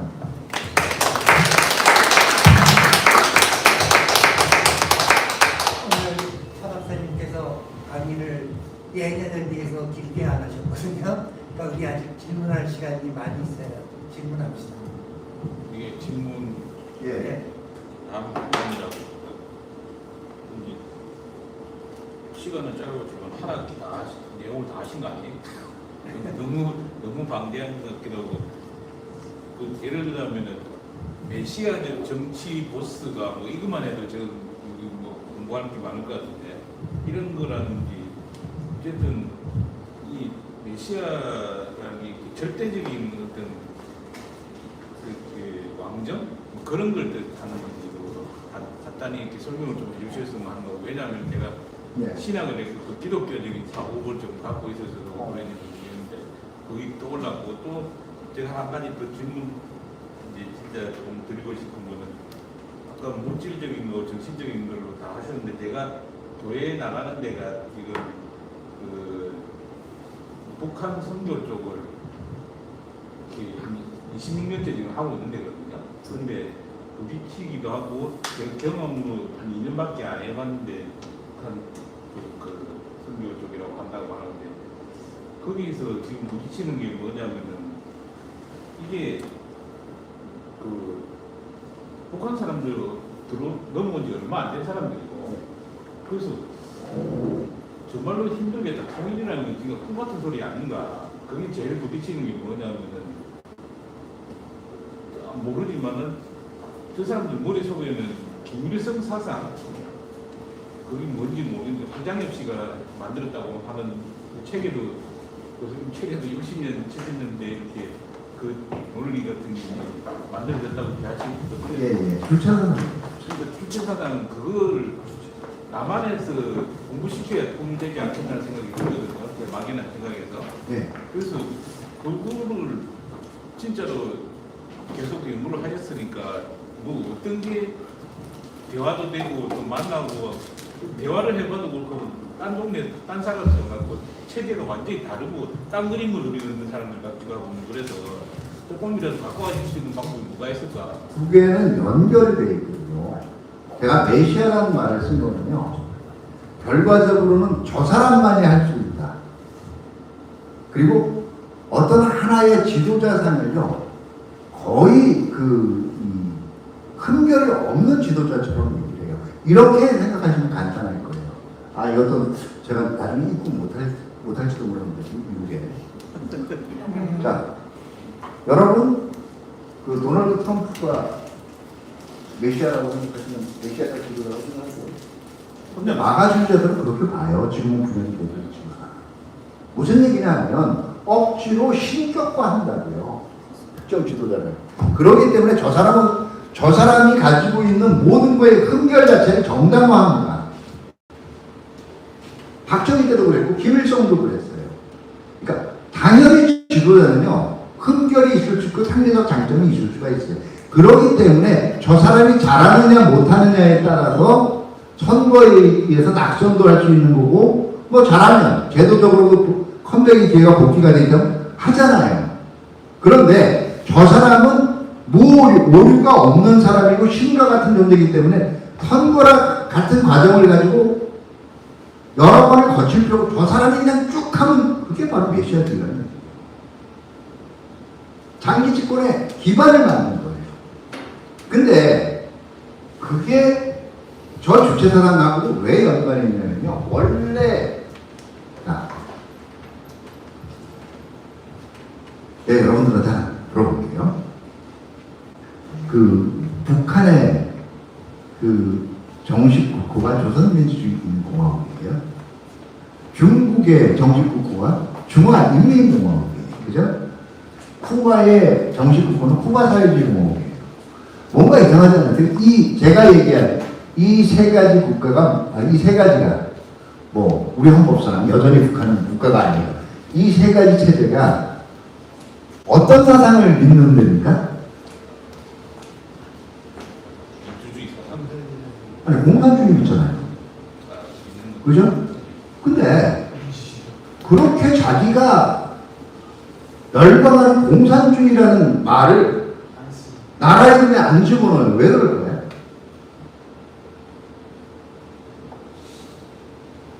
공산주의, 제가 수업 듣는 학생들한테는 찾아오라 그래요. 찾아오면 내가 그 학기는 너는 수업 안 들어와도 못 찾아오죠. 없으니까 성질러가. 왜? 공산주의 국가란 말은 영어의 커뮤니스트 칸츄리란 말을 그대로 옮겨오는 과정에 생기는 오해입니다. 엄밀히 얘기하면 공산주의를 지향하는 국가. 이 정도 공산주의 국가는 비어예요. 왜? 공산주의라는 것 자체가 국가와 사회가 없는 상태를 공산주의라는 겁니다. 원래 전통적 공산주의론은 이런 겁니다. 인류의 역사를 설명하는 가장 큰 거는요. 인간의 어떤 정신적인 찬란한 문화나 이런 게 아니라 물적인 토대라는 거예요. 간단히 말씀드리면 역사는 인간의 정신이 발전시켜준 게 아니라 항상 생산물을 1차적으로 생산하는 그러나 가난할 수밖에 없는 가지지 못한다. 프롤레타리아와 그걸 무슨 수를 써서라도 억압을 하든 강제로 뺏거나 아니면 속여서 사기를 치는 거나 뺏어가는 지주, 자본가 같은 부르주아들, 유산자들 간의 투쟁으로 만들어진 게 바로 역사예요. 바로 그렇게 유산자들이 무산자들을 뜯어먹기 위해서 만든 도구가 정부입니다. 국가고요. 그렇기 때문에 진정으로 무산자끼리 오손도손 살아가는 원시 공산사회를, 그래서 꼬뮌이에요. 또 발전하기 위해서는 국가와 정부가 없는 세상을 지향하는 게 공산주의입니다. 그렇기 때문에 공산주의가 실현되면 국가는 없어요. 그러니까 공산주의 국가란 말은 비어요. 다만 공산주의자들도 우리가 공산주의 운동한다고 국내에서 내가 그동안 좀 자본주의가 높은 거 반성할 때 이럴 때 탄압하잖아요. 그 옆에 있는 자본주의 국가들이 개입하잖아요. 그걸 막기 위해서 최종적인 이상적인 공산주의 단계로 가는 중간 단계에서 필요하더소의 국가와 정부가 존재하는 단계, 그걸 사회주의라고 합니다. 그래서 사회주의 공화국이라는 말이 있는 거예요. 그런데 이걸 또 아무나 정치에 참여하게 하면, 그 정부에 참여하게 하면 또 타락할 거잖아요. 그러니까 공산주의 사회를 건설하겠다라는 의식에 충만한 사람들의 모임, 바로 이게 공산당입니다. 그러니까 기본적으로 공산주의 이론에서는요, 당 독재는 인정이 돼요. 공산당에 의한 독재는 인정이 됩니다. 당 독재는 인정이 되는데 1인 독재는 인정이 안 돼요. 왜? 역사는 인간의 정신으로 만들어진, 인간의 정신은 굉장히 취약하고 유혹에 넘어가기 쉬운 존재예요. 오직 물건만이 물건만이 역사를 설명할 수 있다고 그랬는데, 그런 취약한 인간 1인한테 어떻게 권력을 맡기겠어요? 차라리 그 취약한 인간들 중에서도 선택된 몇 명이 모여있는 공산당한테 맡길 수 있죠. 그죠?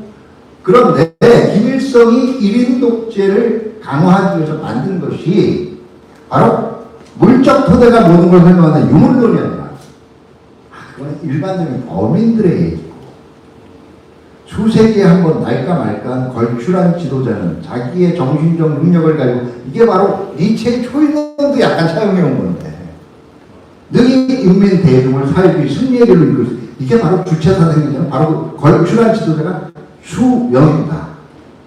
수령인데요. 이게 원래 있는 공산주의 이론하고는 안 맞는 거예요.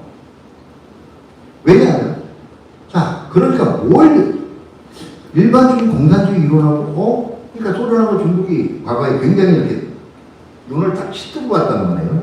그러다 보니까, 그러면, 요 논리를 가지고 사용을 해서 내 주위에 있는 사람들을 모으면서 어떻게 식민지 경험에 있던 것, 그러니까 반제국주의를 강조합니다. 반제국주의를 강조하고, 원래 공산주의 이론에서는 이래야 돼요.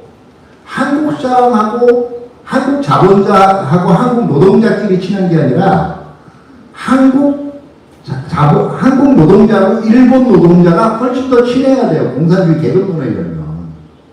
같은 무산자이기 때문에. 그런데 그렇기 때문에 원래는 공산주의에서는 민족이라는 개념은 죄악시됩니다. 왜? 계급성을 부인하게 됩니다. 근데 우리 민족끼리 자라기 위해서, 우리 민족이 사회주의가 성공하기 위해서 걸출한 지도자가 필요해. 바로 이게 주체사상이에요.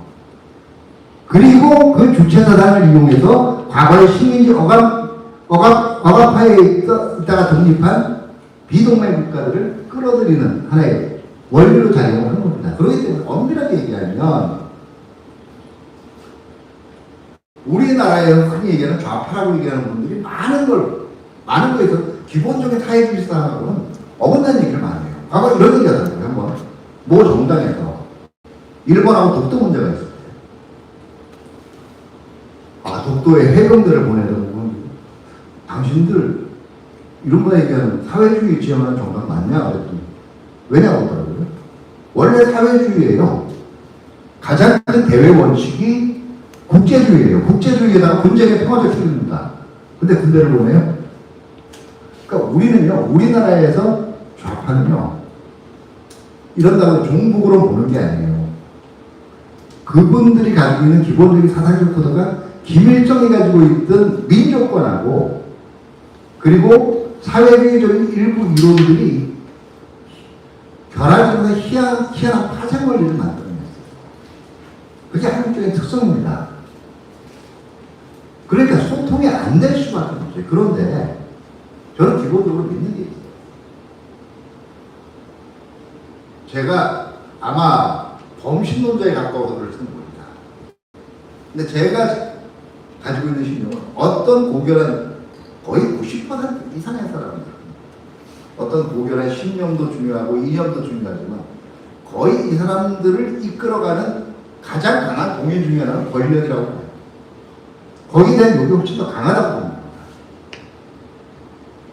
그게 행태를 활용하는 거예요. 그러니까 실질적으로는 그것을 인민들한테는 설파하지만 자기는 안 믿어요. 그렇지 않으면 그 정치는 망합니다. 제가 가장 얘기하는 게 이거죠. 이게 농담 비슷하게 얘기해요. 사이비 종교 있잖아요. 사이비 종교가 어떤 때 망하는 줄 아세요? 사이비 종교는요, 신도들은 다 믿어도 교주가 그걸 믿지 않아야 성공합니다. 돈도 벌고.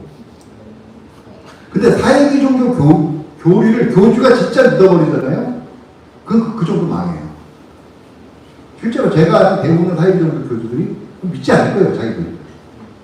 근데 북한은요, 이제 그 만든 1대 2대 교주들이 없어져 버렸어요. 근데 인민들은 그걸 믿는다고요. 그럼 우리가 공부한다고 해서 훌륭히 될 수가 없어요. 저는 오히려 그 사람들한테 권력하고 금력의 맛을 보여주는 게 훨씬 더 쉬운 변화의 길이라고 봅니다.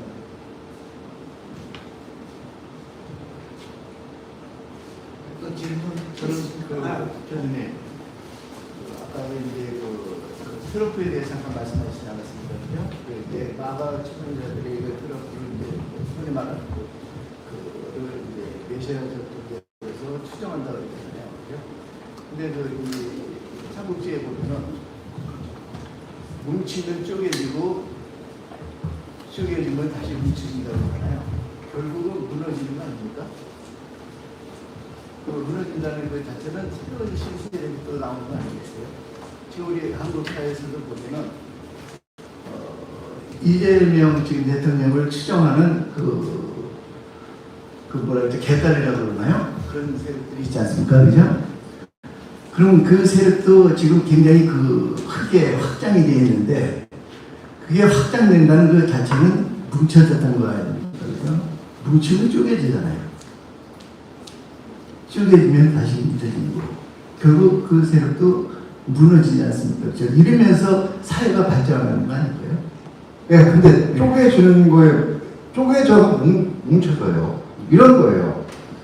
이게 한 세력 밑에서 한 세력이 있다가 그 세력의 일부가 쪼개서 나오면서 다른 세력하고 합하면서 그렇게 다양성이 생겨버리면 그거는 바로 얘기하는 진영 논리가 없어지는 겁니다. 우리 사회의 특징은요. 진보는 진보끼리 쪼개지고요. 보수는 보수끼리 쪼개집니다. 왜? 상대방으로 넘어가는 순간 죽는다라고 생각하기 때문에 뭉치면 쪼개지는 것만 내가 쪼개지는 게 진보 내부에서 쪼개지고 보수 내부에서 쪼개져요. 그러다가 선거가 되면 그래도 이 바운더리 안에서 실제 정치 과정 돌아가는 거는 그래요. 평소에 암틀을 놓고 자기 권리를 누가 그러냐 하다가 결국 특히 진보 같은 경우는 딱 결정합니다. 절대로 쪼개져서 외부하고 같이 합해지지 않는다는 문제예요. 근데 결국은 지난번에 예전에 상당 합당했을 때 있지 않습니까? 그죠? 그거는 쪼개진 게 다시 뭉쳐진 거 아닙니까? 그죠? 근데 그 결과는 다시 또 쪼개지잖아요. 그러면서 커가는 거 아닌가요?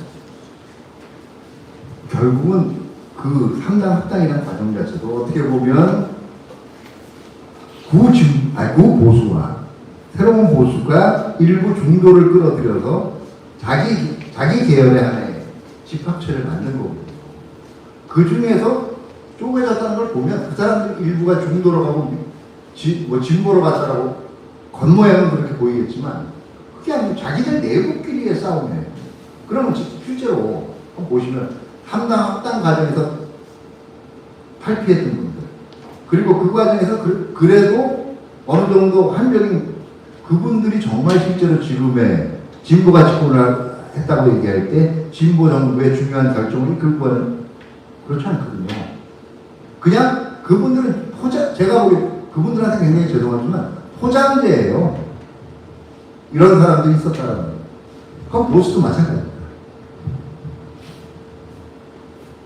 저도 하나 질문할게요. 딴 사람들 보니까 마이크를 드니까 목소리가 훨씬 좋아 보여서 저도 마이크를 뺏어왔는데 오늘 강의 제목이 남북 분단과 민주주의잖아요. 그런데 전직 대통령이 지금 일반 이적죄로 재판을 받고 있잖아요. 그러니까 결국 그 일반 이적죄라는 거는 남북 분단을 이용해서 자기의 권력을 늘리려고 했다. 다시 말해서 민주주의를 부시려고 했다라는 개념으로 전직 대통령이 지금 재판을 받고 있는데 자꾸 국방부 장관도 그렇고 그런 이 점에 대해서 그냥 곤란하지 않은 정도까지만 본인의 소견이 있으시면 말씀 좀 해주실래요? 예, 제가 분명히 그거는 비판받아야 되는 일이고요. 그리고 어떻게 보면 그게 분단을 이용하려고 했다는 행위 자체는 글쎄요. 분단을 이용을 해서 자기 정책의 정당성을 함으로 했다라는 지적은 제가 보기에는 일부 정당하다고 볼 수가 있어요. 근데 실질적으로 제가 보기에는 분단 체제를 이용을 해서 그걸 가지고 흔히 얘기하는 도발론이나 그것까지 객관적으로 증거가 나타나지 않은 부분들까지 그래서 그럼 제가 거꾸로 얘기하죠. 국가적 행위자와의 관계라는 거는요, 기본적으로는 경쟁의 관계입니다. 얘기하면 또 자, 지금 북한이 국가로 봐야 된다고 그러잖아요. 근데 제 거꾸로 보면 북한을 국가로 보지 않아서 생기는 문제점이 무엇이요? 그리고 지금까지 굳이 얘기하면 북한을 국가라고 정식으로 내걸지는 않았지만 거의 국가와 비슷한 존재를 인정했기 때문에 생긴 게 민족공동체 통일 방안이고, 북한의 국가급 행위자로 보지 않으면요, 정상회담을 한 모든 분들이 법체 대상으로 지금까지 안공법 위반으로 잡혀가고 국가보안법 위반으로 잡혀가야 되죠. 그리고 우리가 개성공단 관광할 때 그렇게 국가에 준하는 입출경 절차를 밟을 필요도 없어요. 어차피 국가급 행위자는 인정해온 거예요, 서로. 근데 그걸 정식으로 국가를 인정하느냐 안 하느냐고 무슨 차이가 있는 거죠. 그냥 자기 차더라, 정책 차더라 게 더 있나요? 그런데 양쪽 다 상대방의 주장을 반박하고 해서 극단화를 하는 게 더 크게 말하면 진영 논리거든요. 자, 저쪽 정부는 북한의 국가를 인정하지 않았기 때문에 이런 대립을 자하는, 우리는 국가를 인정하겠다. 근데 국가를 인정하면 뭐가 달라지는 거죠? 기존의 정책하고 뭐가 달라지는 거예요? 정치 변화를 국가로 국가급 행위자라면요, 경쟁이라는 게 존재합니다. 그러면 전쟁할까라고 얘기하지만 어느 사회나 경쟁은 있어요. 인간간의 경쟁이 있어요. 그 경쟁의 극단적인 행위가 전쟁일 뿐입니다. 경쟁은 건전한 경쟁도 얼마든지 있어요. 국가급 행위자가 아니면 분명히 경쟁과 힘의 균형이, 힘에 서로 누가 우월성을 지니는가에 대한 논쟁이 분명히 존재를 하고요. 고민도 존재해요.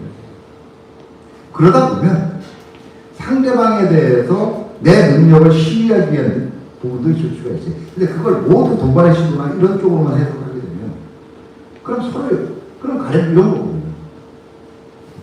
한쪽은 남북 분단 과정을 이용해서 군사적으로 북한을 자극해서 자기의 집권을 이용해요. 자, 그러면 남북이 분단되어 있는 상황에서 교류협력이라는 걸 가지고 생기는 이권 부분을 똑같은 흑색전쟁과 또 자기 강화 논리가 만들어줄 수밖에 없는 거예요. 저는 기본적으로 했던 계엄이나 이런 행위 자체는 결국 어떻게 생각하면 한국이 만들어오는 30년간의 민주화 자체를 부인한 사건이라고 봅니다. 근데 그 자체를 그거에다가 북한까지도 끌어들이는, 거기서 설명하면 끝이라고. 그거는 그것만 해도 충분히 비난받을 수 있는 일이에요. 그런데 거기에 대해서 북한과의 관계까지 끌어들이기 때문에 바로 지난 정부가 전쟁을 하려고 그럴지도 몰랐기 때문에 이제는 북한을 좀 달래주는, 저는 그 논리에 동의하고. 그렇지만 아무튼 그런 행위가 있었다는 거에 대해서는, 왜냐하면 그걸 안 믿는 한국 사람들이 있잖아요. 그러니까 적어도 그런 행위가 있었다는 거는 동의하시나요? 그 질문은 글쎄요. 실제로 그런 거에 있었다기보다는 굉장히 큰 논리적 편향이 분명히 있었고요. 이미 정책에서. 왜냐하면 가령 이런 겁니다. 근데 참 미안하더라고요. 그 새로운 통일 방안을 만들어 나가는데 결과적으로 실질적으로 민족공동체 통일 방안은 한국의 우월성을 이용해서 하여튼 말은 점잖게 하지만 북한을 흡수한 거예요. 서독이 동독을 했지. 근데 북한을 자극할 만하게 너무 티나게 하지는 말자는 얘기죠. 근데 그거를 티나게 하는 쪽으로 바꾸자고 하더라고요. 이건 내가 못하는 일이고, 이거는 사회적 합의를 받은 일도 아니기 때문에 나는 못하겠다라고. 예, 그때 위험한 수준까지 오고 있다고 맞죠? 일단 정책 결정 수준 자체. 그런데 똑같은 게, 그럼 마찬가지로 북한을 국가로 봐야 되는 일은 사회적 합의를 거쳐내는 거예요. 그러니까 한쪽에서 그때 뭔데 그 당시에 얘기했던 3, 4년 전에 굉장히 도대체 니네가 뭔데 여야가 1990년대에 하기했던 그 통일방안을 니네 마음대로 바꾸느냐 이거든. 당신들은 뭔데 지금 유지되어 온 두 국가의, 그러니까 민족 간의 특수관계 개념을 사회적 합의도 없이 바꾸려고 그러는 반론도 충분히 가능한 거예요. 그렇기 때문에 제가 아까 얘기한 밀실 정치, 스몰그룹 시즌, 기들끼리 정치. 요번에 외환죄로 차지를 못하고 무슨 일반 이적대로 차지를 한 게 북한과의 공모가 없었기 때문이잖아요. 그런데 우리가 몇십 년 거슬러 올라가 보면 사실 놀라운 게 이회창 씨는 공모를 했잖아요. 그죠? 네? 이회창 대통령 후보는 총을 쏴달라고 부탁을 했었잖아요. 근데 그때는 차지가 안 됐잖아요. 그때는 훨씬 더 법이 셌던 시절인데, 그래서 우리 이전에 그런 얘기를 했는데 힘이 있는 사람이 죄를 지면 벌을 안 받는 경향이 있었다고. 근데 이회창 씨의 북풍 사건은 믿으세요? 그거는 제가 보기에는 일단 이게 피저빌리티가 있을 수가 있다라고 보는 게요. 남북한 관계에서 그 당시는 일단은 교류 협력이라든가 일단 대화의 경험은 그 앞에는 있었거든요. 교류 협력이 본격화된 게 DJ 때였지만 YS 때만 해도 일단 공동위원회, 국가위원회 열린 그게 있고 캐더 사업이 진행 중에 있었기 때문에 최소한의 통로라는 거는 있었다는 거예요. 그런데 이게 윤 정부 때는 그 통로 자체를 아예 막아버렸어요. 보다시피. 그 통로가 없는데 어떻게 모의가 가능합니까? 저는 그래서 웃긴다는 얘기예요. 그러니까 윤석열 정부는 모의가 성립이 안 되는데 과거에 이회창 씨는 사실 모의가 있었던 거 아니냐 있고 그게 제가 보기에는 네. 그 흔히 얘기하는 이 공작이라는 이 영화가 근데 그것도 굉장히 제가 볼 때 팩트 왜곡이 많다라고. 흑금성 사건이나 이런 거는 사실은 북한 진출 과정을 그러니까 이렇게 해서 북한에 뭐를 집어주고 진출할 수 있는 게 생기니까 당연히 북풍도 똑같은 거. 근데 북풍 어디도 내가 이런 걸 어디서 들었는데 비슷한 얘기들을 제외하고는 실질적인 프로젝트들이 나온 거 없어요. 근데 그걸 가지고 상대방의 정당성을 공격을 하려면 끊임없이 나오는 거고 실질적으로 북풍이라 그러는 것 자체는 1990년에 2000년대 들어와서 거의 약발이 없다라는 게 입증이 됐거든요. 오히려 선거 때 이 2000년대 이후의 각종 선거 결과들을 보면요. 교류 협력을 진보가 이용하려고 할수록 그 다음에 보수가 북한 위협을 강조하려고 할수록 선거에서 더 망했어요. 마법 아니면 제가 볼 때는 그 선택을 할 유혹이라는 게 줄어들게 됐고 제가 보기에는 결과적으로는 북한한테 부탁을 하기보다는 그 구조는 있습니다. 분단 구조를 아까 정치적으로 이용했다는 게 뭐냐면 서로 국경 너머의 적을 강조를 해야 국경 너머의 적의 위협을 강조를 해야 내가 지금 독재를 하고 내가 집권을 하고 있을 집권이 강화가 됩니다. 우리가 흔히 얘기하는 선택적 시나리오이 공존의 경우가 생기는 거예요.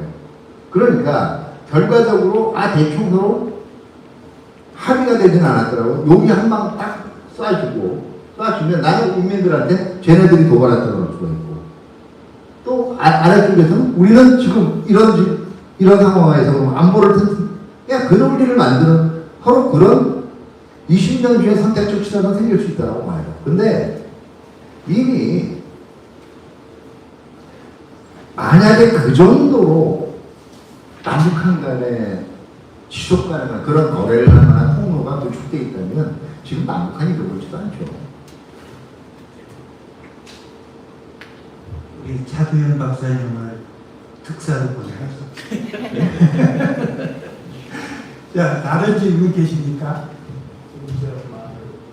아까 지금 정부에서 얘기되는 아까 이제 두 국가론에 대해서 말씀하셨잖아요.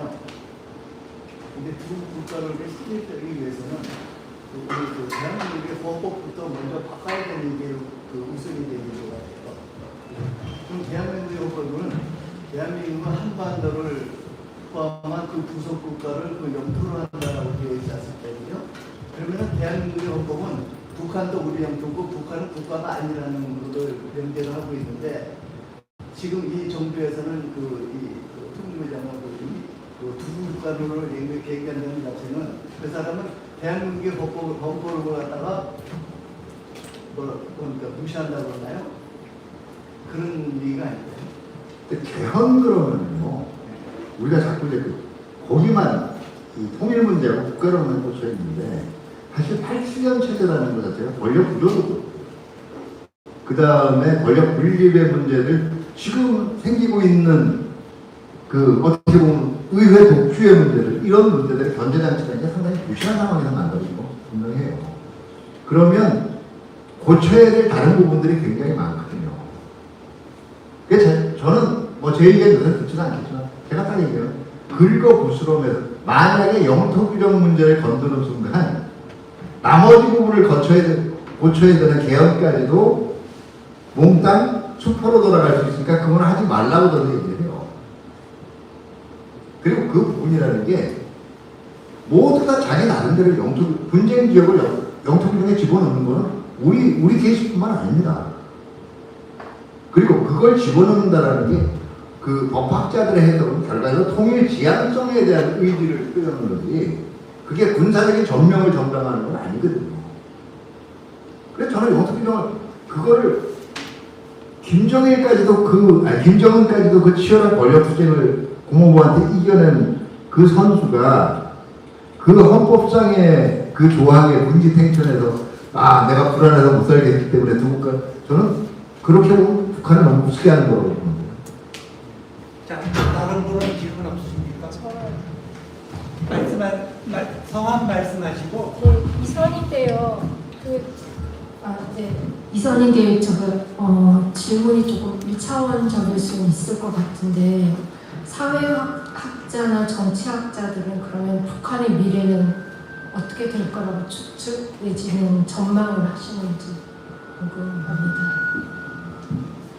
저는 결국은 북한도 속도의 문제만 변할 거라고 봐요. 그러니까 개인적으로 제가 가지고 있는 신념은요, 보통 가지고 있는 정치학 이론에서